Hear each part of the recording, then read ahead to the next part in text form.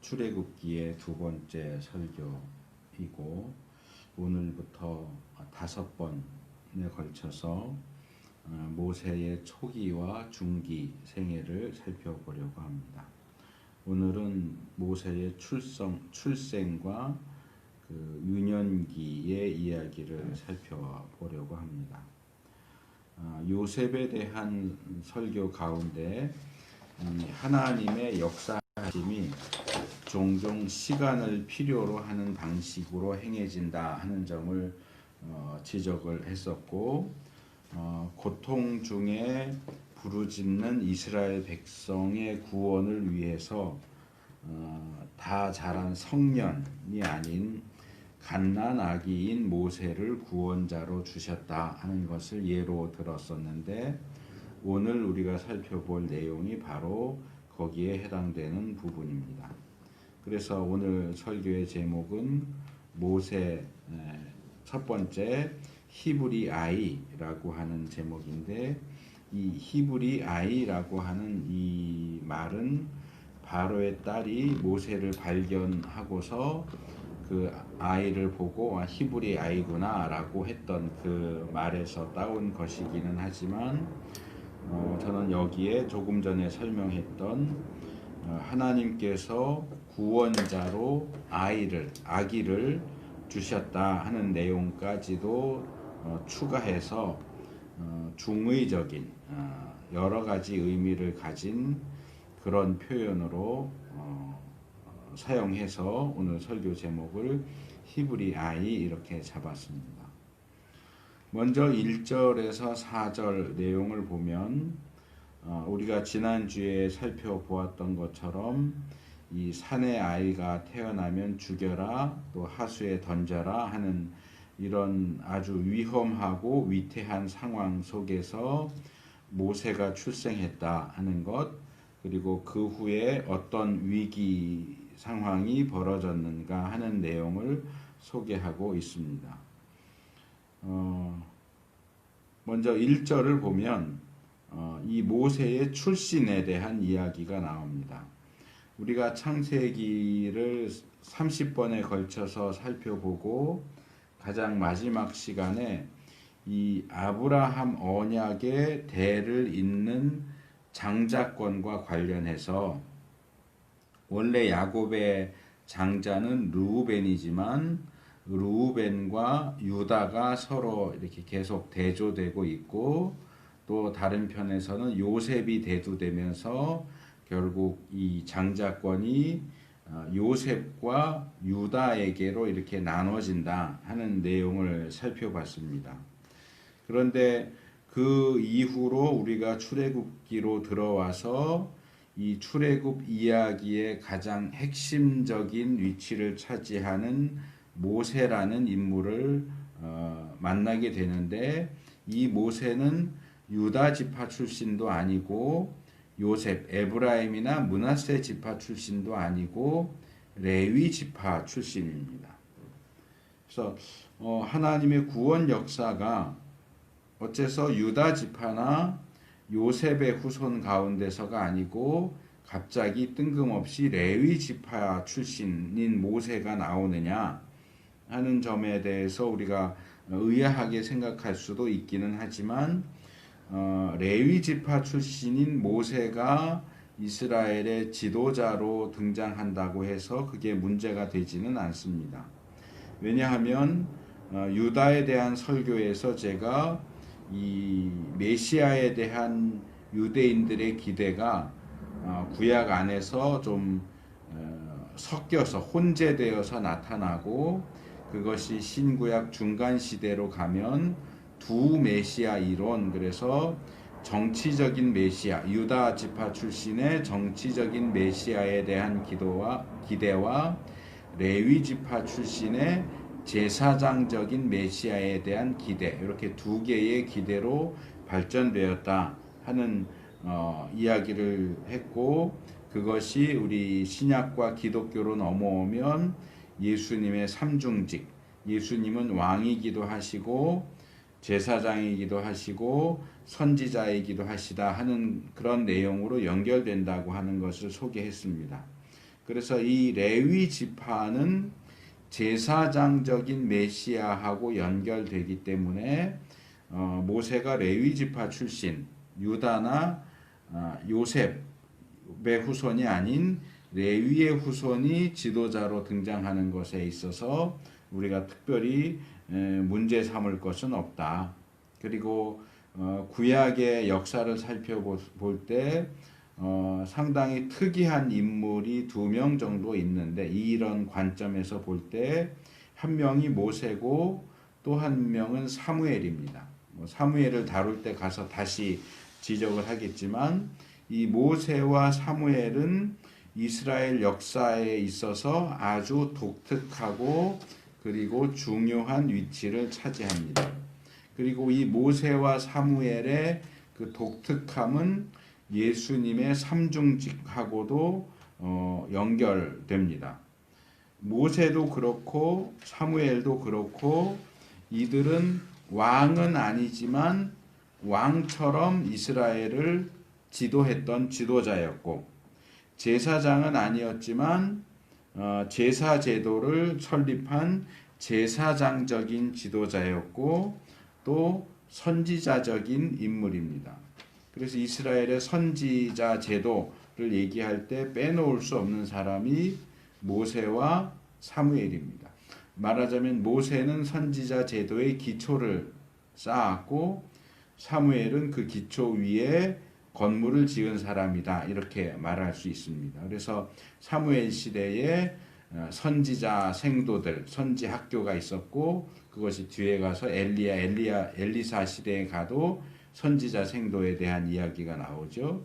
그래서 모세와 사무엘은 사사였고 제사장이었고 선지자였고 예수님의 그 삼중직과 상당히 흡사한 그런 위치를 가지고 있었던 사람이고 모세도 왕은 아니지만 지도자였고 제사장은 아니지만 제사 제도를 세우고 제사장을 세우는 그런 역할을 했고 또 선지자로서 신명기 18장 15절을 보면 메시아에 대한 예언을 하면서 하나님이 장차 우리에게 주실 메시아는 나와 같은 선지자일 것이다 라고 그런 예언을 하기도 했습니다.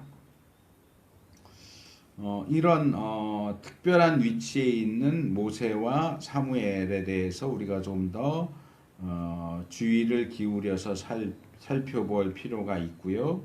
2절 상반절로 넘어가면 이 레위 지파에 속한 한 남자와 여자의 이야기가 나옵니다. 이 2장 2절은 그냥 그 정도 선에서만 이야기하고 끝내지만 출애굽기 8장 20절을 살펴보면 그들의 이름이 각각 아므람과 요게벳이라고 하는 사실을 소개를 하고 있고 특별히 아내인 요게벳은 이 아므람의 고모였다라고 하는 사실을 소개하고 있습니다. 그러니까 조카하고 고모하고 결혼을 해서 둘 사이에서 모세가 태어난 거죠. 오늘날로 하자면 이건 말이 안 되죠. 어떻게 고모하고 조카가 결혼을 합니까? 그런데 이 성경 시대에는 어느 정도 한 사촌 정도까지도 이 서로 결혼하는 것이 어느 정도 허용되었던 것으로 보이고 그래서 우리가 이미 족장들 사이에서도 그런 문제를 살펴봤지만 이삭과 리브가도 삼촌과 조카예요. 사실은 남편과 아내가 되었지만 이삭이 삼촌이고 리브가가 조카이지만 서로 결혼을 하는 것처럼 여기서도 아므람과 요게벳은 고모와 조카 사이지만 결혼을 했고 그들 사이에 미리암과 아론과 모세가 태어납니다.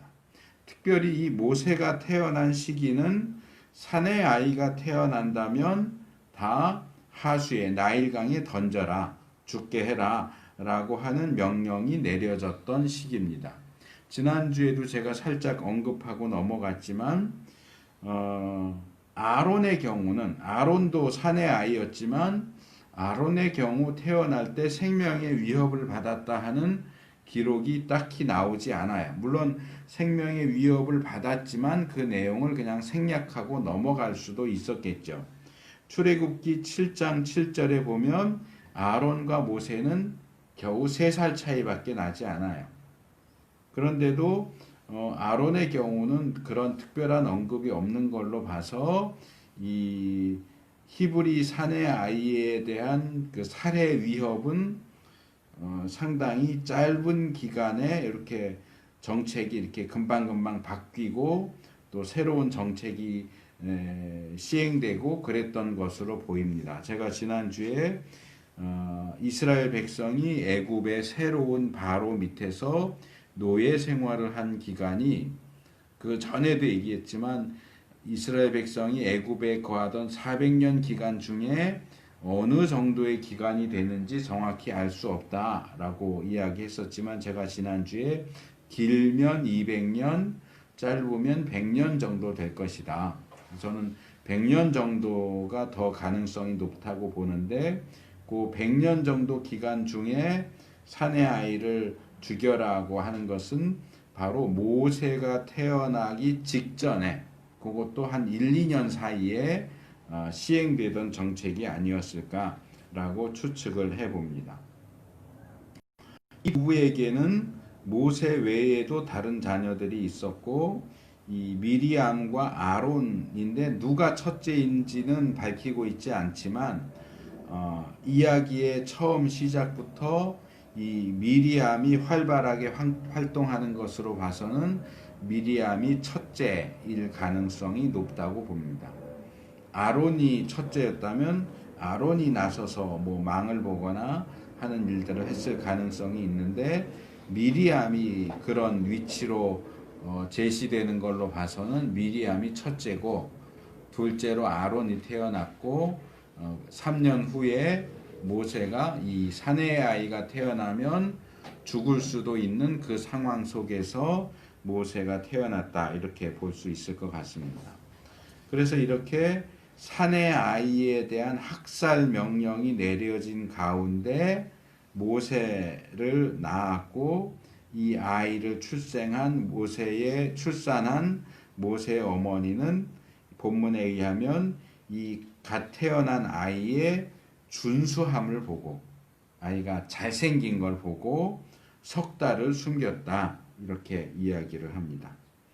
우리가 일반적인 방식으로 생각을 할 때도 이 모세의 어머니만이 아니라 유대인 부모들 가운데 이 사내 아이가 태어나면 죽여라 라고 하는 학살령이 내렸다고 해서 나와 보니까 사내 아이가 나왔네, 학살령이 내렸으니까 죽이도록 내줘야지 이렇게 하는 부모는 없었을 겁니다. 대부분은 어떻게든지 아이를 살리려고 했을 것이고 숨기려고 했을 것입니다. 그런데 이 아이를 숨기는 게 쉽지가 않잖아요. 울고 뭐 이렇게 하면 갓난아이 소리라는 걸 다 알게 되는데 이 집에 아이가 태어났다. 근데 보니까 사내 아이인 것 같다라고 하는 사실이 알려지면 아마도 강압적인 조처로 뭐 관리를 보내든가 군인을 보내든가 해서 아이를 빼앗아서 하수에 던지는 이런 방식으로 아이를 뺏기게 되고 사내 아이가 죽게 되는 이런 강제적인 조치가 뒤따르지 않았을까.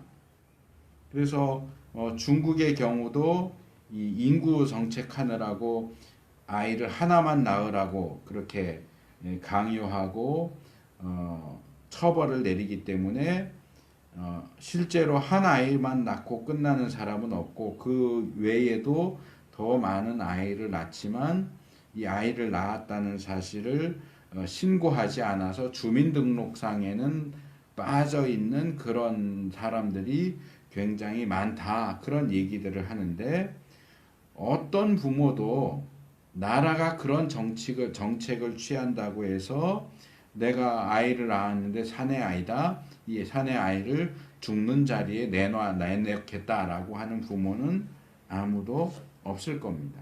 이것이 인지상정이죠. 그런데 신약에 오면 히브리서 11장 23절에서 믿음으로 모세가 낳았을 때 그 부모가 아름다운 아이임을 보고 석 달을 숨겨 임금의 명령을 무서워 아니하였으며 라고 이야기하면서 이 모세 부모의 행동을 믿음으로 한 것이다 라고 소개를 하죠. 부모가 자기가 낳은 아이가 사내 아이인데 지금 나라에서는 사내 아이가 태어나면 죽여라 라고 하는 명령이 내려졌다고 해서 나 사내 아이 낳았으니까 죽이시오 라고 할 부모는 아무도 없죠. 그리고 부모가 자기가 낳은 아이는 고슴도치도 제 새끼는 예쁘다고 하는데 뭐 실제로 얼마나 예뻤을지는 모르겠지만 자기 자식이니까 당연히 예뻤을 것이고 자기 자식이니까 당연히 죽는 자리로 내놓지 않으려고 했을 것인데 히브리서는 그것이 믿음에 의한 행동이었다라고 평가를 하는데 이런 평가를 우리가 어떻게 이해해야 될까? 그냥 인지상정에 의한 부모의 정에서 나온 행동인가 정말 믿음에서 나온 행동인가 하는 문제가 생길 수 있어요. 그래서 제가 종종 이야기했던 부분이지만 이 히브리서 11장 믿음장이라고 하는 이 히브리서 11장이 구약 인물들을 믿음의 인물로 제시하면서 누구는 믿음으로 뭘 했고 누구는 믿음으로 뭘 했고 이렇게 제시하는 그 방식과 또 구체적인 내용을 살펴보면 조금 미심쩍은 부분이 많아요. 좀 더 구체적으로 말하면 제가 히브리서 11장을 쭉 읽어 정독하면서 요건 좀 이상하다라고 하는 걸 뽑았더니 한 둘, 넷, 여섯, 일곱, 여덟, 한 9개 정도가 나와요. 사라의 믿음, 아이를 낳을 것에 대한 사라의 믿음 11절 20절에 나오는 이삭이 믿음으로 축복했다. 근데 우리가 이미 살펴본 것처럼 이삭은 하나님의 뜻과 정반대로 하나님이 선택하지 않은 에서를 축복하라고 하려고 그러죠. 그런데 히브리서 기자는 이삭이 믿음으로 축복했다 이렇게 얘기를 해요. 또 지금 얘기한 모세 부모의 행동 23절 그 다음에 모세의 초기의 생각을 얘기하는 24절에서 26절 애굽으로의 도주를 다루는 27절 그리고 기드온, 바락, 삼손, 입다에 대한 언급들 32절 이런 내용들은 우리말로 꿈보다 해몽이라고 하는 표현이 있죠. 어떤 꿈을 꾸었는데 이 내용이 뭔지 좀 애매하기도 하고 이게 좀 나쁜 내용 같은데 해몽을 좋게 하죠. 원래 꿈 내용은 좋은 꿈이 아니었던 것 같은데 해몽을 좋게 풀이하는 것처럼 그런 방식을 꿈보다 해몽이다 이렇게 말하는데 실제 상황은 그렇지 않은데 그 상황에 대한 설명을 좋게만 해나가는 방식. 그래서 그들의 어떤 행동들, 생각들을 믿음으로 그랬다라고 하는 히브리서 11장의 설명은 꿈보다 해몽이라고 할 수 있는 그런 방식이다. 실제 구약이 제시하고 있는 내용과 히브리서가 제시하고 있는 내용에는 사실상 차이가 많이 난다. 이런 경우들에 있어서 공통점이라고 할 수 있는 것은 구약 본문만 가지고 보면 그들의 어떤 행동들은 믿음에 의해서 했다라고 말하기는 어렵고 지금 얘기한 것처럼 부모의 자연적인 어떤 이 자연적인 것이나 또는 뭐 우물쭈물하거나 좀 확신 없이 미심쩍은 상태에서 어떤 일들을 하는데 히브리서는 그 모든 것들을 믿음으로 했다라고 소개하고 있다는 거죠. 그래서 구약에 나오는 실제적인 상황에 대한 기록과 신약에 나오는 이상화된 좋게 꾸며진 해석 사이에 간격과 괴리가 발생한다. 그러면 우리가 이런 문제를 어떻게 이해해야 될까? 제가 이전 설교에서 간단하게 소개하고 자세하게 다루지는 않았지만 성경에는 서로 상반되고 반대되고 모순되어 보이는 두 가지 시각이 나온다 그랬어요. 하나는 하나님의 시각이고 하나는 인간의 시각이에요. 제가 구원을 놓고 얘기했죠. 믿어서 구원받느냐, 구원받아서 믿느냐. 믿어서 구원받는 것은 인간의 시각이고 구원받았기 때문에 믿는다는 하나님의 시각이다. 그래서 어떻게 보면 이게 서로 반대되고 조화될 수 없을 것 같이 보이지만 하나님의 시각과 인간의 시각 모두를 인정하면 둘 다 맞는 얘기다.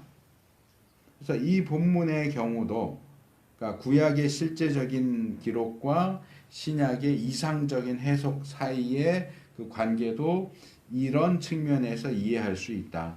구약의 실제적인 기록은 그냥 있는 그대로 인간의 시각에서 일어난 일을 그대로 기록한 것이고 신약의 이 더 좋게 긍정적으로 보는 해석은 하나님의 시각으로서 인간의 어떤 부족한 부분들을 다 감안하고서 그것을 그래 너가 믿음으로 했구나 라고 인정해 주시는 그런 내용을 제시하고 있는 것이다. 그래서 모세의 부모는 자연적인 애정에 의해서 모세를 숨겼지만 이 출애굽기의 기록은 인간의 시각을 보여주지만 하나님께서는 자연적인 정에 의해서 아이를 숨긴 것을 믿음의 행위로 평가해 주셨다. 히브리서의 기록은 하나님의 시각을 보여준다. 그래서 이 둘은 서로 모순되거나 둘 중에 하나는 틀렸다라고 말할 필요는 없다 하는 겁니다. 또 이 모세 부모의 이런 행동은 우리가 지난주에 살펴봤던 히브리 산파들이 바로의 명령에 불복종한 것과 같은 맥락에서 볼 수 있죠. 그래서 이 모세의 출생 기록 전후에 이 산파들의 믿음과 모세의 부모, 히브리서는 부모라고 했지만 이 출애굽기는 어머니만 얘기를 하죠. 모세 어머니의 믿음, 이 여자들의 그 믿음이 강조되어서 나타나는 것을 볼 수 있습니다. 그리고 이렇게 아이가 태어나는 것과 관련해서 제가 앞에서 설교를 시작하면서 지적한 것처럼 이 모세의 출생은 성경 전체에서 종종 발견되는 이 아기 구원자, 구원자는 구원자인데 당장 구원자로서 활동할 수 없는 갓난 아기로 태어난 구원자, 갓난 아기 상태로 주어진 구원자에 대한 내용과 연결됩니다. 모세 이외에도 구약에서는 삼손이나 사무엘을 들 수 있고 신약에서는 세례 요한이나 예수님의 출생이 이런 방식입니다. 구원자, 하나님 나라에 일꾼을 주시는데 다 자란 상태의 성인이 갑자기 불쑥 나타나서 일을 하는 게 아니고 갓난 아이로 태어나서 자라서 어느 정도 나이가 되면 자기에게 주어진 역할을 하는 거죠. 물론 그렇지 않은 경우도 있어요. 뭐 입다라든가 이렇게 중간에 갑자기 나이 많은데 갑자기 등장하죠. 다윗도 그렇고 뭐 사울도 그렇고 그런 경우도 있고 갓난 아이로부터 주어져서 자라서 사역하는 경우도 있고 뭐 반반 정도 되는 것 같아요. 근데 우리 인간의 입장에서 볼 때는 지금 당장 죽을 것 같아요. 당장 죽을 것 같고 그래서 지금 곧바로 우리를 구원해 줄 구원자가 나타나야 될 것 같은 상황 속에서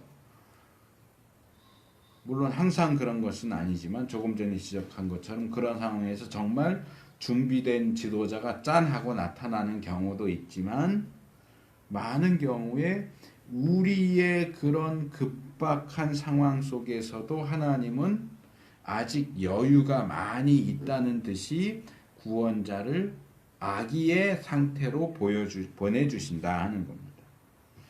이런 모습을 보면 하나님께서 이사야 55장 8절에서 내 생각은 너희 생각과 다르며 내 길은 너희 길과 달라서 라고 말씀하신 그 내용을 떠올리게 합니다. 하나님은 우리와 다르게 생각하시고 우리와 다른 방법으로 일하십니다. 그래서 하나님인 거예요. 우리와 달라요. 그런데 다수의 사람들, 다수의 신자라고 하는 사람들도 그렇게 생각하지 않는 것 같아요. 그들은 자기들이 하나님보다 더 지혜롭고 현재의 이 어렵고 힘든 상황을 해결할, 타개할 가장 적절한 방법을 자기들이 하나님보다 더 잘 알고 있다고 생각하는 것 같아요. 그래서 자꾸 하나님에게 하나님 나 구원해 주세요. 요렇게 구원해 주세요. 하나님 지금 너무나 힘들고 어려운 상황인데 나를 위해서 지금 역사해 주세요. 그런데 요렇게 역사해 주세요. 그렇게 요구한다는 거예요. 그건 한마디로 말하면 내가 하나님보다 똑똑합니다. 내가 하나님보다 이 상황을 더 잘 알고 있고 이 상황을 어떻게 해결해야 될지 내가 더 잘 아니까 하나님 내가 시키는 대로 하세요. 그거예요. 하지만 성경은 이런 태도를 경계합니다. 이사야는 이사야 40장 13절에서 누가 여호와의 신을 지도하였으며 그의 모사가 되어 그를 가르쳤으랴 라고 말합니다.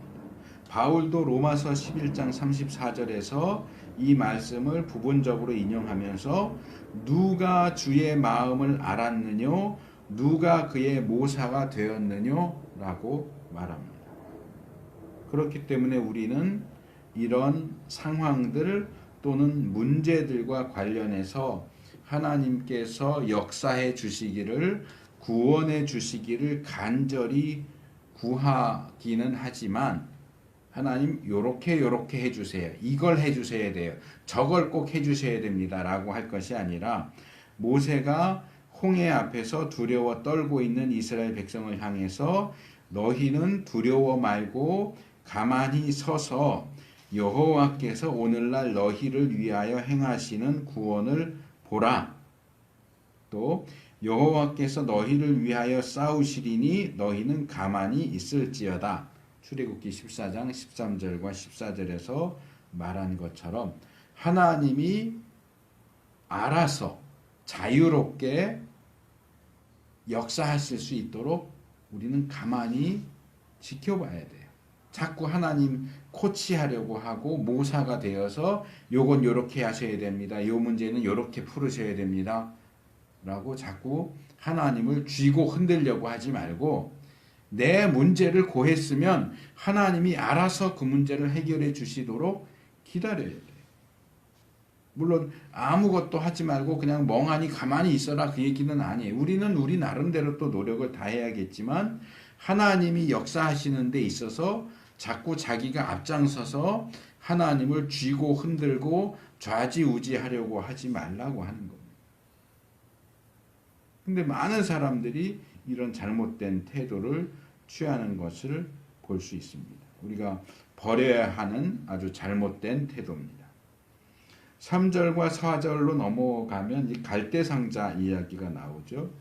아기를 석 달을 숨겼는데 더 이상 아기를 숨기는 것이 어려워졌어요. 아마 이제 자라면서 우는 소리도 더 커졌을 것이고 뭐 이런저런 이유로 아이를 없는 것처럼 아기가 출생하지 않은 것처럼 아기를 숨기는 것이 불가능해졌어요. 그래서 이 아이의 엄마가 요게벳은 우리 개역 성경은 주체를 분명하게 밝히고 있지 않지만 2절과 3절에 나오는 여러 동사들 뭐 갈대 상자를 가져다가 역청과 나무진을 칠했다. 뭐 이런 동사들의 주체가 다 3인칭 여성 단수로 나왔으니까 그녀가 갈대상자를 가져왔고 그녀가 갈대상자의 역청과 나무진을 칠했고 이런 식으로 되어 있어요. 그녀가 누굴까요? 요게벳입니다. 당연히. 아이 엄마가 하는 겁니다. 그래서 이 요게벳은 중대한 결정을 내리고 그것을 행동에 옮기게 되죠. 먼저 갈대상자를 여기 가져다가 그랬는데 아마 만들었겠죠. 뭐 지금처럼 가게가 있어서 마트에 가서 갈대상자 하나 주세요 이래서 사오지는 않았을 것이에요. 여기 갈대라고 번역했지만 이 나일강에만 서식하는 파피루스입니다. 이게 삼각 또는 사각 이렇게 돼 있어서 상자 만들기가 쉬웠을 거예요. 원형이면 조금 어려웠을 텐데 이 파피루스를 베어다가 그걸로 상자, 바구니죠. 바구니를 만들어요. 여기 상자라고 되어 있는 이 히브리 단어는 테바라고 하는 단어인데 성경에서 두 군데만 나와요. 두 번만 나오는 건 아닌데 두 사건에만 이 단어가 나와요. 하나는 노아 방주, 노아의 방주가 테바 이렇게 돼 있고 이 갈대 상자가 테바예요. 노아의 방주와 이 갈대 상자 요 두 개만 테바라고 하는 히브리 단어가 사용돼요. 그래서 갈대 상자를 만들어서 거기 아마 안팎으로 역청, 아스팔트죠. 역청과 나무진, 송진 같이 끈적끈적해서 그걸 칠해서 방수, 그러니까 물에다가 이렇게 띄워도 가라앉지 않도록 방수 처리를 한 다음에 아이를 거기에 담아서 하숫가에, 나일 강가에다가 강에다 띄워 보낸 게 아니고 강 깃을 이 갈대 파피루스가 많이 나와 있는 강 기슭에 거기에 갖다 둡니다. 요게벳이 이렇게 한 것은 무슨 의미일까? 어떤 의도로 이런 일을 행한 것일까? 이게 출애굽기 본문도 요게벳이 무슨 생각으로 이런 일을 했는지를 전혀 밝혀주지 않고 있고 히브리서 기자도 생각을 해보세요. 태어난 아이를 석 달 동안 감춘 일이 더 중대한 일입니까? 아이를 갈대상자에 넣고 하숫가에 갖다 놓는 게 더 중대하고 위험한 일입니까? 어느 일을 행하는데 믿음이 더 필요했을까요? 제가 볼 때는 아이를 집안에 석 달 동안 숨기는 일보다 그 아이를 갈대상자에 넣어서 하숫가에 갖다 놓는 것이 더 힘들고 어렵고 위험한 문제였습니다. 그렇다면 석 달 숨기는 일도 믿음으로 해야 했다면 아이를 하숫가에 갖다 놓는 일은 더더욱 믿음으로 했다고 해야 할 텐데 히브리서 기자는 그 문제에 대해서는 전혀 얘기하지 않아요. 믿음으로 했다라고. 믿음으로 아이를 갈대상자에 담아서 하숫가에 갖다 놨다. 이렇게 얘기하지 않아요. 그게 무슨 의미가 있을까? 우리로서는 이거다라고 확실히 말할 수가 없어요. 몇 년 전부터 유행하기 시작한 CCM 가운데 요게벳의 노래라고 하는 게 있어요. 저도 이 노래를 좋아하고 많은 특별히 이제 부모 세대가 이 노래를 참 좋아하는 것 같은데 그 요게벳의 노래의 가사를 보면 요게벳이 믿음으로 이 행동을 했다는 식으로 묘사를 하고 있습니다. 그 가사를 쭉 보면 어떤 마음이었을까라고 질문을 던지고 자기가 스스로 답해요.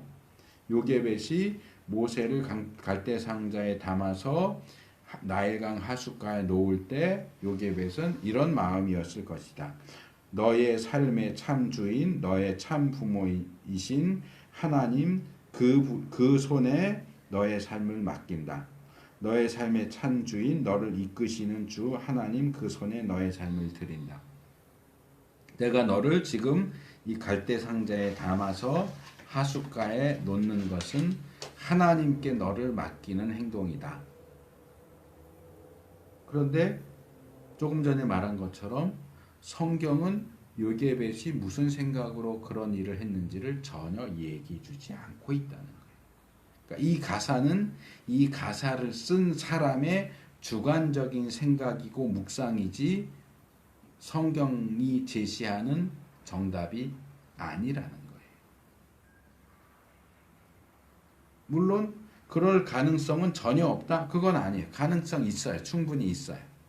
그런데 이랬을 수도 있다가 아니고 이랬어라는 식으로 이 사건을 해석하는 것은 문제가 있다는 거죠.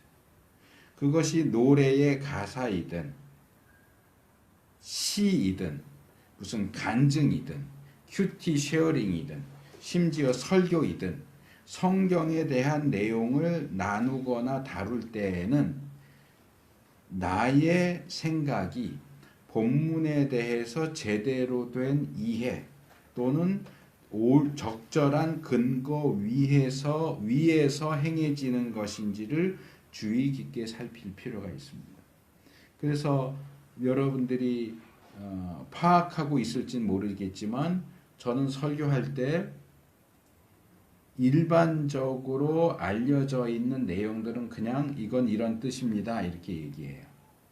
그런데 일반적인 것과 좀 다르게 저의 어떤 개인적인 생각 이런저런 것들을 취합해 볼 때 이랬을 것이다 라고 하는 저의 생각을 말할 때는 저는 항상 저는 이렇게 생각합니다.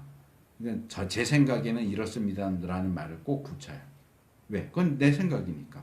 모두에게 공인된 생각이 아니고 저의 개인적인 생각이기 때문에 저의 개인적인 생각으로는 이랬을 가능성이 높습니다.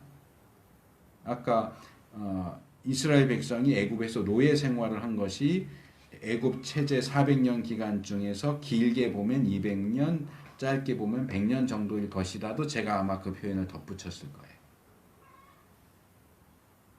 그러니까 이런 조심성이 필요해요. 내 생각이다를 빼고 100년 동안 노예 생활했다. 그럼 어떻게 알아요? 확실해요? 몰라요. 잘 모르기 때문에 이랬을 수 있다, 이랬을 가능성이 있다, 이러이러한 것들을 보니까 이랬을 가능성이 높다 이렇게 얘기하는 거지 100년 동안 노예 생활했다 이렇게 말하면 틀리는 거예요. 근데 그런 경우들을 너무나 많이 보게 돼요. 그게 은혜롭다는 이유로 잘못된 해석이나 주관적인 생각을 그냥 일반적인 정답인 것처럼 받아들이면 안 됩니다. 성경은 요게벳이 무슨 생각을 하면서 그 일을 했는지를 우리에게 밝혀주고 있지 않아요. 물론 성경을 잘 뒤지면 발견할 수 있을 수도 있어요. 예를 들어서 아브라함이 이삭을 번제로 바쳐라는 명령을 받고 다음 날 일어나서 새벽같이 일어나서 이삭과 함께 모리아 산으로 향하죠. 그리고 아이를 정말 죽여서 번제로 바치려고 하는데 창세기는 아브라함이 무슨 생각을 하고 있는지를 전혀 밝히고 있지 않아요. 창세기 아무리 들여다봐도 아브라함이 무슨 생각을 하는지 알 수가 없어요. 그런데 히브리서가 거기에 대한 답을 주죠.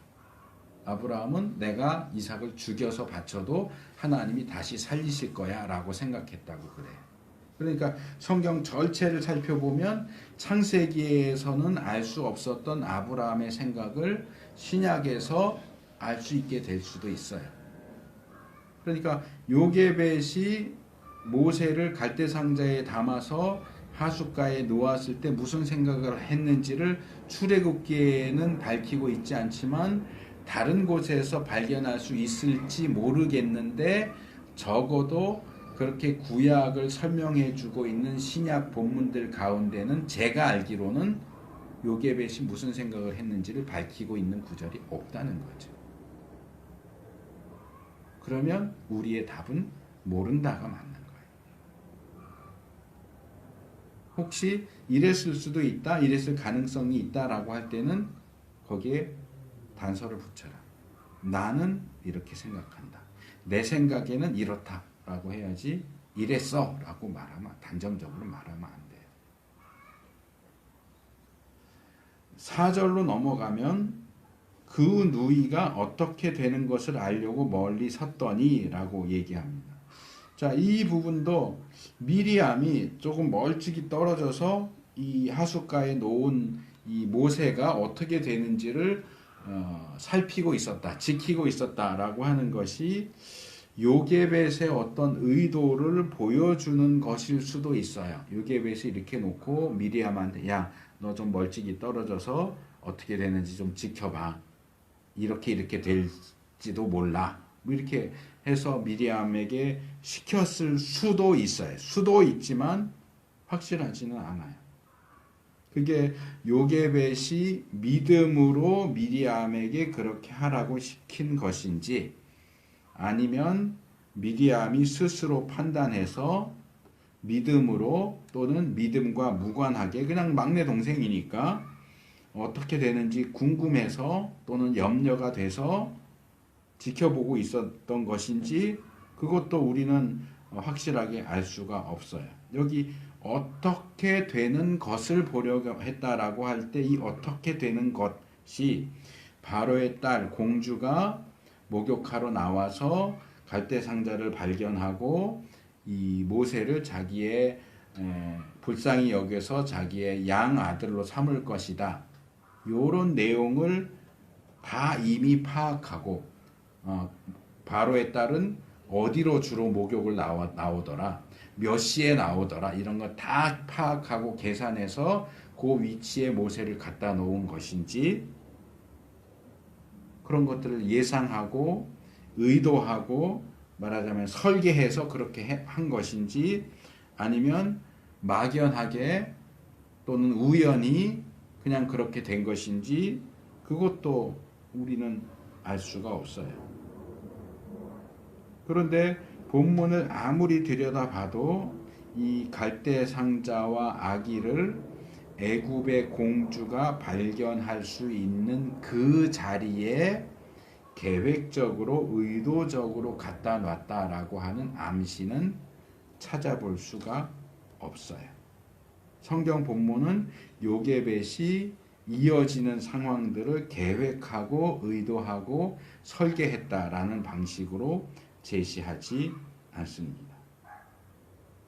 지난주에 히브리 사람들에 대한 그 박해에 대해서 이야기를 했지만 그런 상황 속에서 애굽 사람이 그것도 그런 살해 명령을 내린 바로의 딸이 그렇게 버려진 아이를 보면 당연히 히브리 아이인 것을 알 텐데 그 아이를 불쌍히 여기고 보호해 줄 거라고 하는 그런 가능성은 거의 제로에 가까워요. 자기 아버지가 그런 명령을 내렸는데 딸이 아버지의 명령을 어기고 히브리 아이를 보호해 준다고요?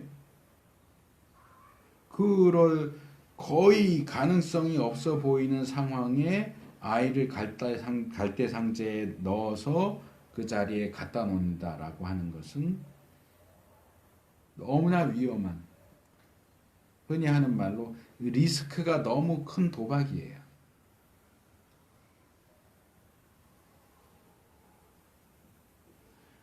(5절에서 10절로) 넘어가면 그 후에 벌어진 상황, 즉 바로의 딸에게 발견된 모세가 어떻게 안전하게 성장했는지 또 어떻게 바로의 아들이 되었고 어떤 이름이 어떤 의미에서 붙여졌는지 하는 내용들을 소개하는 내용입니다. 5절, 6절은 그렇게 하숫가에 놓여진 모세가 발견되는 장면이에요. 바로의 딸인 공주가 이 모세가 놓여진 하숫가 근처로 목욕을 하러 내려왔어요. 근데 공주가 왕궁도 아닌 야외에 노천에 목욕을 하러 나온다 하는 것은 사실 말이 안 되는 것처럼 보여요. 우리가 TV나 책들을 통해서도 볼 수 있지만 이 당시에 애국 나라는 세계 최강대국이에요. 가장 문명이 발달된 나라고 건축이나 이런 부분 문화도 굉장히 발달된 나라예요. 근데 목욕 시설이 없어서 이렇게 노천의 공주가 나와서 목욕한다? 그거는 사실은 상상할 수 없는 일이에요.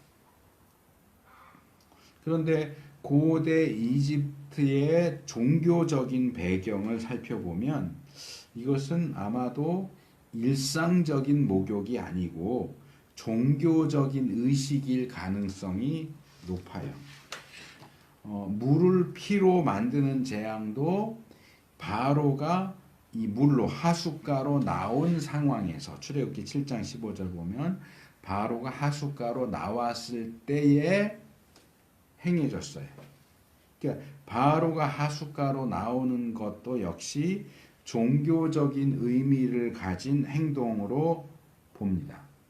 그러면 공주가 나일강에 목욕하러 나온 것도 역시 일상적인 생활에서의 목욕이라기보다는 종교적인 의식을 행하기 위해서 나온 것이다 라고 보는 것이 더 나을 것 같아요. 그러니까 이 공주가 목욕하는 것은 지금도 그러지만 인도 사람들이 종교적인 이유로 그 더러운 거의 똥물에 가까운 겐지스강에 가서 목욕하는 것과 비슷한 의미를 가진 행동이 아니겠는가라고 생각이 되고 또 이 구약의 유명한 좀 오래된 사람이지만 주석가 카일이라고 하는 독일의 주석가는 이 나일강과 관련해서 이 나일강 물에는 생명을 보존하는 힘 또는 생명을 비옥하게 한다 하는 그런 관념과 연결되어 있다. 나일강 물은 그렇게 설명을 합니다. 그 설명을 고려할 때 이거는 저의 추측이에요. 저의 추측인데 우리나라도 그렇고 세계적으로 있어요. 민간 신앙에서 아이를 낳지 못하는 아들을 낳지 못하는 여자들이 이 사내 아이를 잉태하기를 기원하면서 이것은 이제 한문으로 기자 표현, 기자 신앙이라고 그래요. 기복 신앙, 복을 구하는 신앙, 기복 신앙, 아들을 구하는 신앙, 기자 신앙이라고 하는데 큰 나무나 바위나 산이나 냇가나 강가 같은 데 가서 나한테 아들 하나 주십시오 라고 비는 것을 이제 기자 신앙이라고 하는데 어쩌면 바로의 딸도 아기를 얻고 싶은 마음에서 이 풍요를 상징하는 나일 강가에 나와서 종교적인 의식, 기도하고 이렇게 씻으면서 그런 아기를 구하는 그런 어떤 종교적인 행위를 한 것이 아닐까라고 추측을 해봅니다. 이건 정답은 아니에요. 그냥 제 생각이에요. 그렇게 보면 이후의 상황들도 오히려 조금 더 이렇게 수월하게 이야기가 풀려가는 것을 볼 수 있어요. 제가 출애굽 연대, 이른 연대, 늦은 연대 뭐 이런 거 얘기를 했는데 우리 정통 보수 입장에서는 이른 연대 15세기를 이야기하고 15세기 바로가 출애굽할 때의 왕은 투트모스 3세인가 그렇고 그때 이 바로의 어머니가 되는 이 바로의 공주는 하셉수트라고 하는 공주라고 보는데 그 애굽의 역사 기록을 보면 당시에 이 하셉수트는 시집을 갔다가 남편이 일찍 죽어서 다시 바로의 궁궐로 돌아와 있는 상태였어요.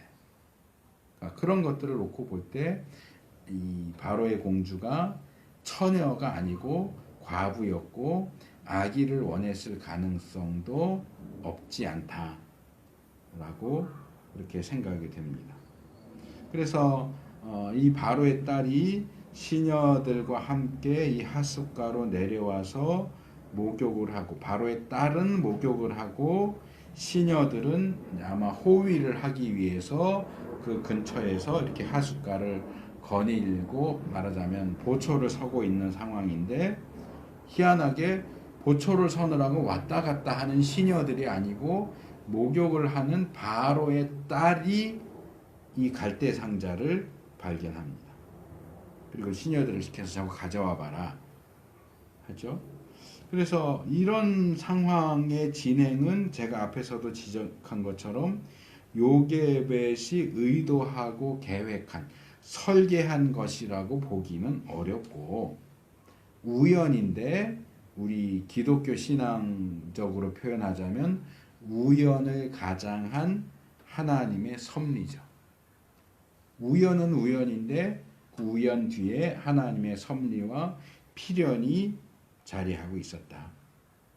그래서 히브리 사내 아이들을 죽이려고 하는 장본인인 바로의 딸이, 그러니까 등잔 밑이 어둡다고 하는 것처럼 오히려 이 하수에 버려진 히브리 사내 아이를 발견하고 그 아이를 자기 아들로 삼아서 양육하게 되는 아주 역설적인 상황. 보통은 그렇게 상황이 진행될 거라고 전혀 예상할 수 없는 방향으로 상황이 진행되는데, 이것은 우연이라고 할 수 없고 하나님의 역사하심의 결과였다. 요셉에서 설계의 결과가 아니고 하나님의 역사의 결과였다. 이 바로의 딸은 상자 안에 담겨져 있는 석 달쯤 된 사내 아이를 보았을 때 아마도 즉각적으로 이 버려진 이 사내 아이는 히브리 아이구나 라고 하는 사실을 알아차렸을 겁니다.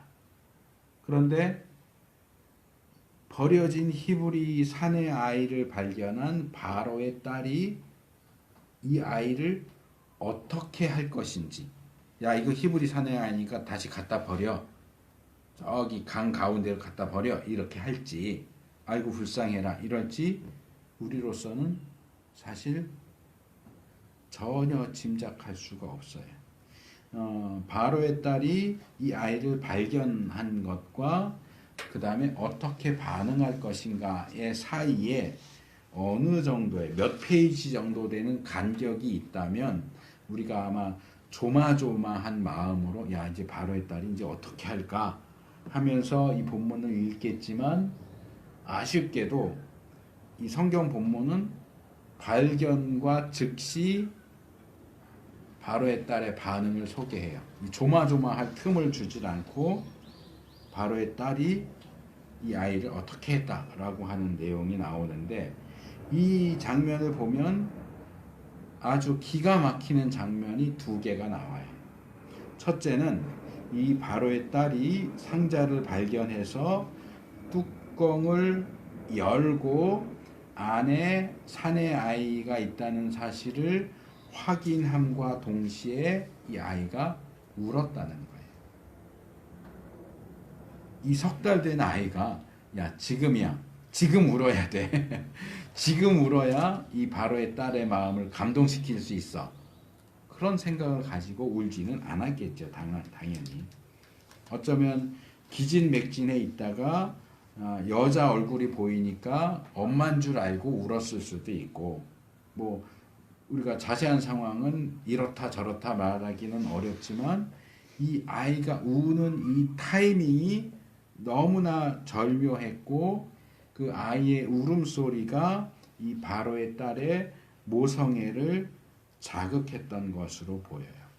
그래서 이 바로의 딸이 그 아이를 야 이거 히브리 사내 아이인데 이거 죽도록 버려야 돼 라는 반응을 보이는 대신 그 아이를 불쌍히 여기게 됐다는 거죠. 이게 두 번째 기가 막힌 장면이죠.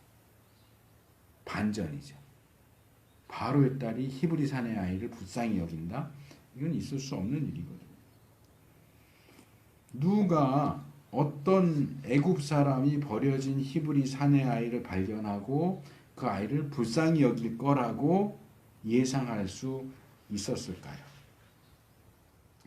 이것도 이야기를 쭉 읽어보면 어떤 자연적인 과정이나 우연처럼 보이지만 그 배후에서 하나님께서 역사하신 결과다라고 말하지 않을 수 없죠. 그런데도 불구하고 이 본문은 전혀 하나님을 언급하지 않아요. 하나님의 바로의 딸의 마음을 감동시키셨다, 이런 얘기가 전혀 나오지 않죠. 이런 본문의 모습은 에스더서하고 아주 비슷해요. 에스더서에는 분명히 하나님의 역사가 나타나지만 에스더서 전체에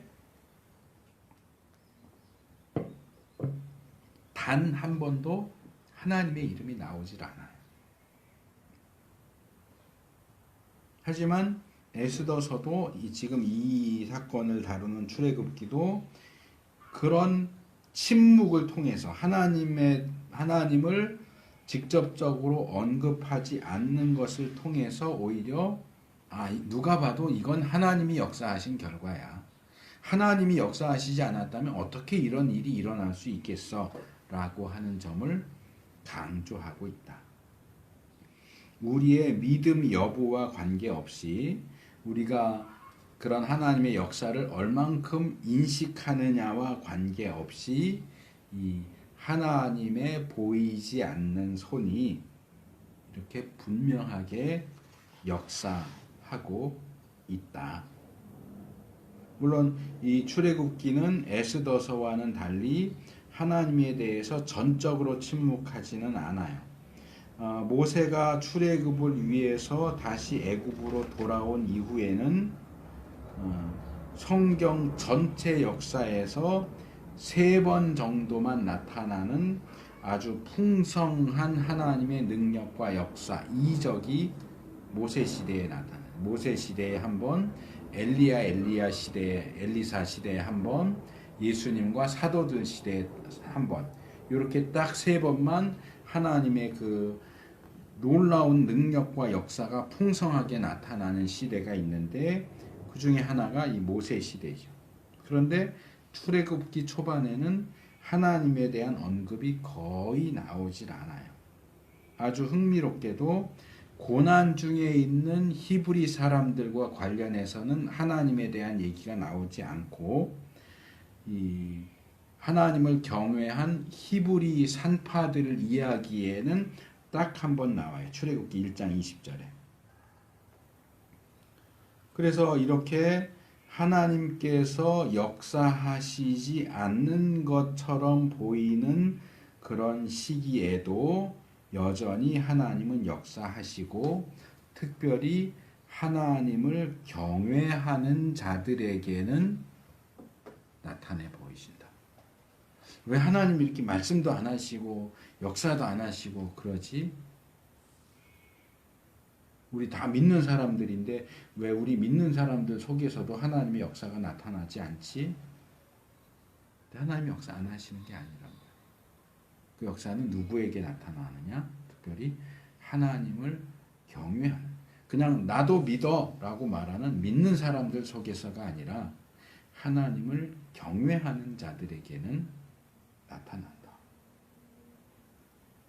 그래서 우리가 하나님께서 침묵하시고 역사하시지 않는 것처럼 보일 때에도 하나님을 경외함으로 하나님께서 말씀하시고 역사하시는 대상이 되고 그러한 것을 발견할 수 있는 참 하나님을 경외하는 자들이 되기를 바랍니다.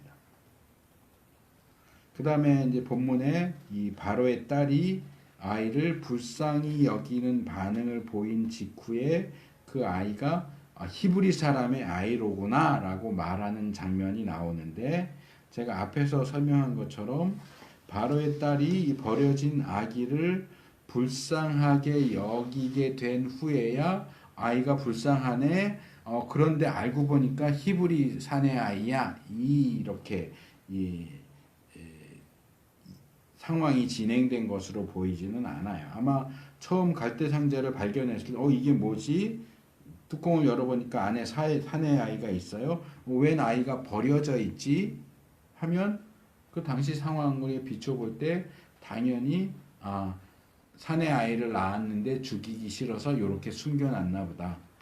애굽 사람들은 사내 아이를 그렇게 버려둘 이유가 없으니까 당연히 히브리 사내 아이라는 사실을 알아차렸겠죠. 그런데도 불구하고 아이가 우는 걸 봤을 때 아이가 불쌍하다 라는 생각을 하고 뒤늦게 그 자기가 생각한 것을 입을 열어서 표현을 한 것이다, 이렇게 볼 수 있겠죠. 그래서 7절에서 9절로 넘어가면 이제 모세의 양육과 입양에 대한 내용이 나옵니다. 이 멀리서 이 광경을 지켜보던 미리암이 재빠르게 그리고 아주 대담하게 바로의 딸에게 접근합니다. 그리고 자기가 히브리 여인을 그 아기의 유모로 소개하겠다라고 제안을 하죠. 그리고 허락을 받자마자 모세의 친어머니, 자기 어머니를 유모로 연결을 해주죠. 이런 미리암의 행동은 앞에서도 지적한 것처럼 계획된 것이라기보다는 이 상황의 진행에 따라서 이 미리암이 기지를 발휘한 것으로 보입니다. 그리고 그 정도의 판단과 행동을 할 수 있으려면 미리암의 나이가 적어도 10대 초중반은 넘지 않았겠느냐. 그래서 제가 아까 미리암이 맞이였을 것이다 라고 말한 것이고, 아마도 미리암에게 있어서 모세는 늦둥이 동생 정도가 아니었을까. 미리암은 이미 어느 정도 다 자란 소녀였기 때문에 엄마가 일일이나 이렇게 해서 바로의 딸이 나와서 이렇게 하면 가서 이렇게 얘기해가지고 나랑 이렇게 연결을 시켜라, 이렇게 시켰을 가능성은 별로 없어 보이고, 미리암 스스로 이렇게 지켜보다가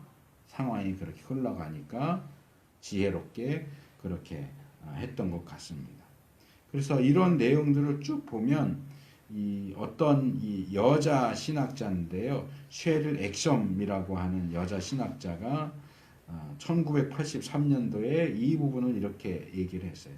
이 초반기, 출애굽기 초반기의 내용들을 보면 여자들, 요게벳, 바로의 딸 미리암, 그리고 제가 더 추가한다면 히브리 산파들, 이렇게 여자들이 중요 인물로 나타난다 하는 사실을 잘 지적을 하고 있어요. 남자들은 거의 뭐 어떤 역할도 못해요. 근데 계속해서 여자들이 이 하나님의 구원 역사에 있어서 중요한 역할들을 하고 있는 것을 볼 수 있죠. 교회 안에 다수를 차지하고 있는 여자 신자들이 이렇게 히브리 산파들처럼, 요게벳처럼, 바로의 딸처럼, 미리암처럼 믿음의 여인이 되어서 하나님 나라의 역사에 중요한 역할을 감당할 수 있기를 축복합니다.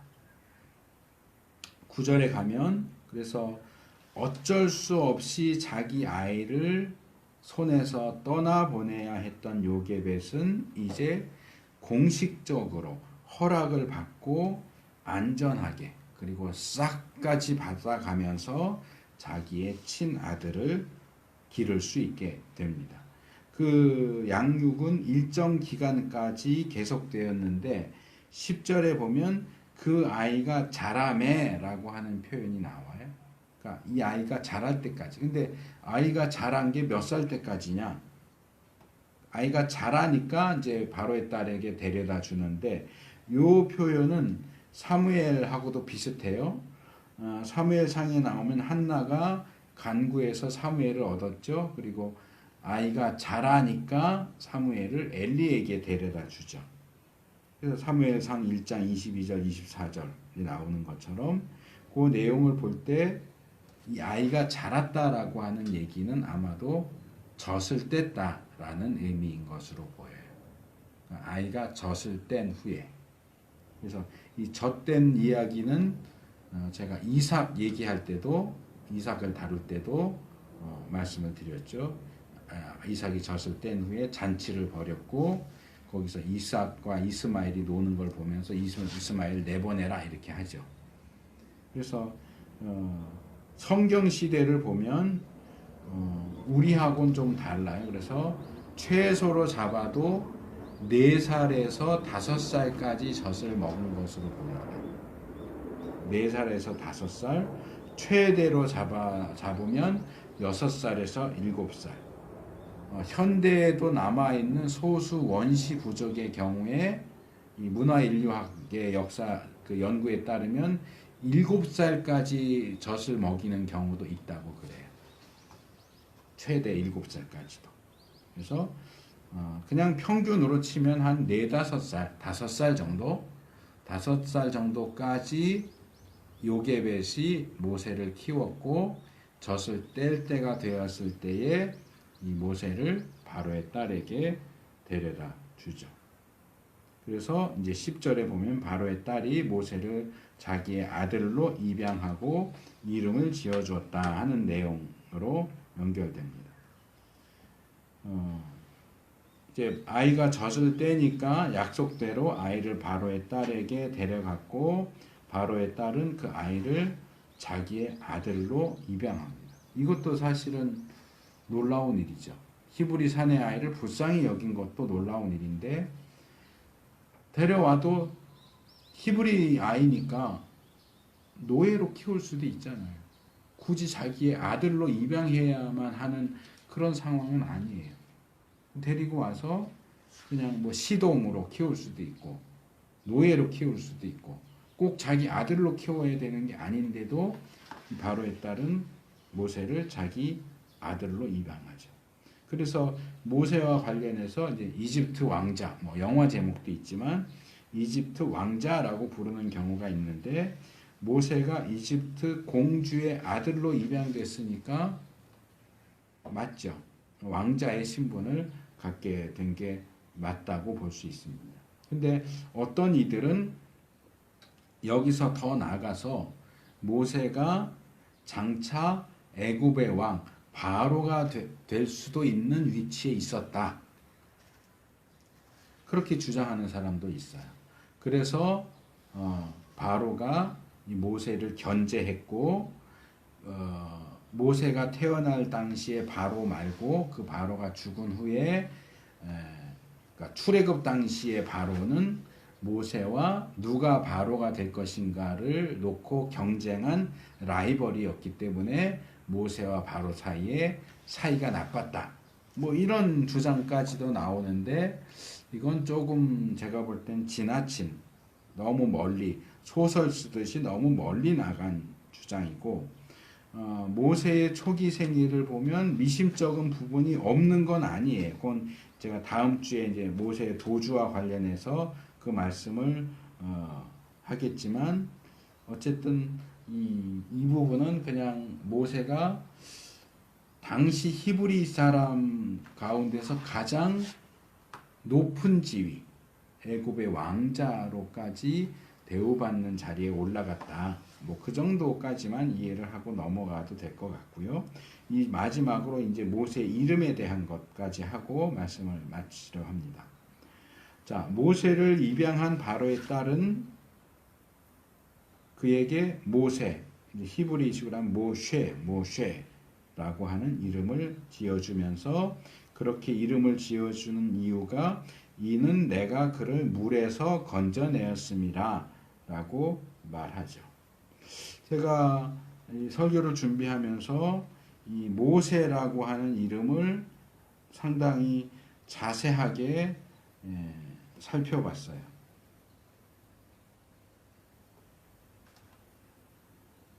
자세하게 살펴봤는데 이 히브리식으로 모쉐라고 표기하기는 했지만 이 이름은 누가 지어줬느냐? 바로의 딸이 지어줬죠. 그럼 바로의 딸이 히브리어를 알았을까요? 히브리 사람들이 노예 생활하고 있었다고 해서 바로의 딸이 히브리어를 알고 히브리식으로 이름을 지어준 것일까요? 그러면 금방 들통날 텐데 이 이름은 히브리 이름이 아니고 이집트 이름이에요. 애굽식 이름이에요. 그래서 뭐 발음을 잘 모르니까 이 자음만 써서 MS 히브리어로 MS, MSI 아니면 MES, 메스 또는 MESU, 메수 이렇게 이제 표기를 하는데 이게 히브리 이름이 아니고 애굽 이름이고요. 이 애굽 이름 MS가 들어가는 이 이름은 건져냈다라는 뜻이 아니에요. 낳았다, 자식, 아들, born, child, son 그런 뜻이에요. 그러니까 이 낳았다, 자식, 아들이라는 뜻을 가진 애굽 이름을 히브리식으로 음력한 거예요. 영어 BUS, 버스를 한글로 버스 이렇게 음력하듯이 히브리 이름 MS를 모쉐라고 음력을 한 거죠.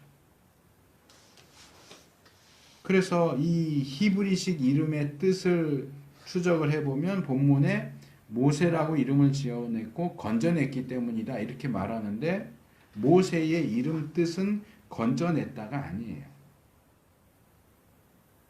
그럼 이 얘기는 뭐냐? 모세라는 이름의 뜻이 건져냈다가 아니고 이 아이의 이름을 모세라고 지은 상황, 이 아이가 내 아들, 내 자식이 된 어떤 사연을 밝힌 거죠. 뜻을 밝힌 게 아니고 내가 이 아이를 뭐 예전에 뭐 수렁에서 건진 내 딸 이런 책 영화도 있었던 것 같은데 그것처럼 이 아들은 내가 강에서 물에서 건져낸 아들이야. 내가 낳았지는 않았지만 물에서 건져내서 내 아들이 됐어. 그런 뜻으로 얘기를 한 거지. 모세라는 이름이 건져냈다는 뜻이다. 그 얘기가 아니에요.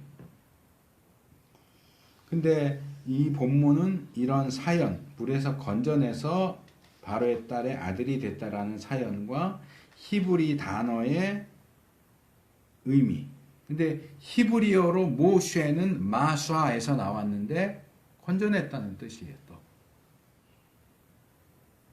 그러니까 바로의 딸이 모세가 히브리어로 건져냈다라는 뜻이라는 걸 알고 모세라고 이름을 지은 건 아닌데 이게 나중에 알고 보니까 히브리어 모세는 건져냈다라는 뜻이에요. 그러니까 이 히브리서의 기록자가 이 출애굽기의 기록자가 이런 사연 모세를 물에서 건져냈다라는 사연과 히브리 단어가 건져냈다라는 뜻이다라고 하는 것을 서로 엮어서 거기에 의미를 부여한 거죠. 그러니까 모세는 물에서 건져냄을 받은 자이고 동시에 고난받는 자기의 동포들을 고난 가운데서 건져내는 자다. 구원받은 자이고 구원자이다. 그래서 어느 신학자가 이렇게 표현을 했는데 건져냄을 입은 자는 건져내는 자가 되었다. 구원받은 자가 구원자가 되었다. 그래서 이 홍해로부터 그리고 베드로가 노아 홍수와 관련해서 사용한 베드로전서 3장 20절 표현처럼 이스라엘이 홍해 물로 말미암아 구원을 얻게 하는 일을 이 모세가 감당하게 됐다. 그러니까 바로의 딸은 너는 내 아들이야 라는 뜻으로 모세라고 이름을 지었는데 이게 히브리어 모세는 건져냈다. 구원자다. 건져냄을 받았고 건져내는 자가 됐다. 이렇게 이제 이름이 사용된다는 거죠. 자, 모세의 초기 생애를 보면서 저는 예수님이 말씀하셨던 하나님 나라 비유 가운데 처음에는 미약하지만 나중에 강력하게 된다는 몇몇 비유들, 누가복음 13장 18절 19절에 나오는 겨자씨 비유, 마가복음 4장 26절에서 29절에 나오는 은밀히 아무도 모르게 자라는 곡식 하나님 나라의 비유를 떠올렸습니다. 갓난 아기로 태어났어요. 누군가의 도움이 아니면 이 아이는 생명을 유지할 수가 없어요. 요게벳이 아니면 죽었을 것이고 바로의 딸이 아니면 죽었을 그런 아주 연약하고 무력한 아이. 그런데 이 아이가 누구냐? 구원자예요. 처음 시작은 약하고 위태로워 보인다고 할지라도 하나님이 함께 하시고 역사하셔서 하나님 나라를 위한 일꾼과 구원자로 세워 가신다. 하나님께서는 한 히브리 아이를 이스라엘의 구원자로 주시고 준비시키셨고 또 이 시대의 하나님 나라 백성들에게도 동일하게 그렇게 하실 것이다.